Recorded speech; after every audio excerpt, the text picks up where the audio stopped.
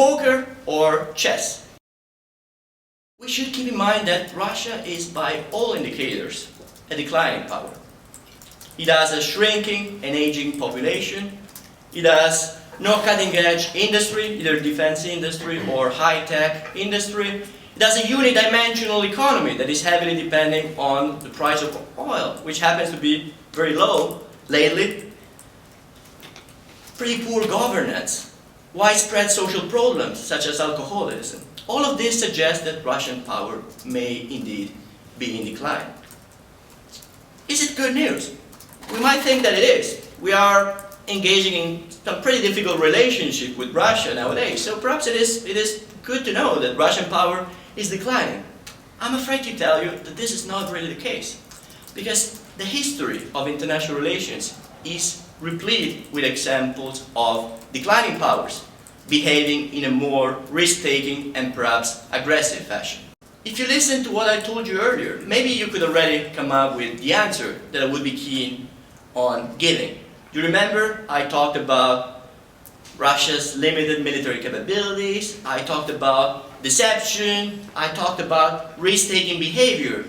So what we're talking about here is probably poker. When you're playing poker, what you're doing is exploiting uncertainty to your advantage.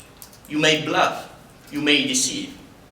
What makes the poker metaphor all the more interesting and all the more difficult to fully understand, I think, is to keep in mind that Mr. Putin, or Russia at large, are playing poker on two tables.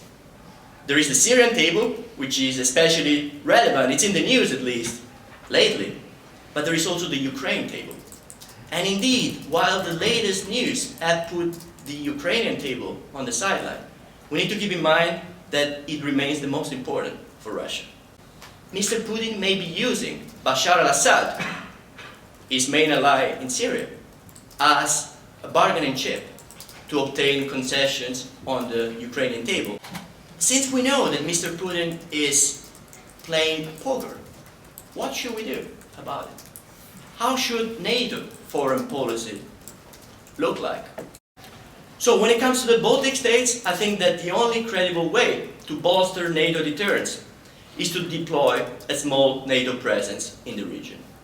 This is a pretty controversial statement. A commitment has been made not to deploy NATO troops in Eastern Europe after NATO enlargement, but I think that the situation nowadays does not really allow us to behave otherwise. Lastly, we do not want a new Cold War with Russia. In June of this year, it's June 18th to be precise, there was a consortium of companies involving Shell, Germany's Aon, OMV from Austria, that spoke about extending the natural gas pipeline that runs between Germany and Russia, the so-called Nord Stream pipeline. So what they would do is essentially double the capacity of the pipeline. It shouldn't come as a surprise that this announcement was made a day after the sanctions against Russia were prolonged for another 6 months. This is no coincidence. This is a real sort of in-your-face strategy to show, okay, you put sanctions on us, that's fine, but there's still business as usual. There's a few things going on with Gazprom right now. One, they're facing legal action by the European Commission over alleged abuse of its dominant market position in Central and Eastern Europe. Now, the rules in Europe state that if you're a big energy company, you cannot own the pipeline infrastructure as well as the gas at the same time. The one big problem with the Nord Stream pipeline is that it too does not entirely comply with the rules. And the problem is, Gazprom is both the owner of the infrastructure as well as of the gas. So the original Nord Stream pipeline, the one that's already running between Germany and Russia, as a result is not fully used. Obviously, if you're going to be building another pipeline next to it of, again, 55 billion cubic meters, why on earth would you do this if the other one is only used for 50%? It doesn't make a lot of sense, perhaps. Not if you're Russia, then it makes a lot of sense. Then at the same time, they said that they would be auctioning some of their gas supplies sort of on a spot market, according to supply and demand. The idea is, of course, that if they were to offer, let's say, X amount of natural gas on the free market, and there's companies interested in buying this, And if they then indicate a willingness, okay, we want to sell this and we want to ship this from Russia to Germany via the Nord Stream pipeline, yeah, voila, then you have a situation that all of a sudden you have competitors.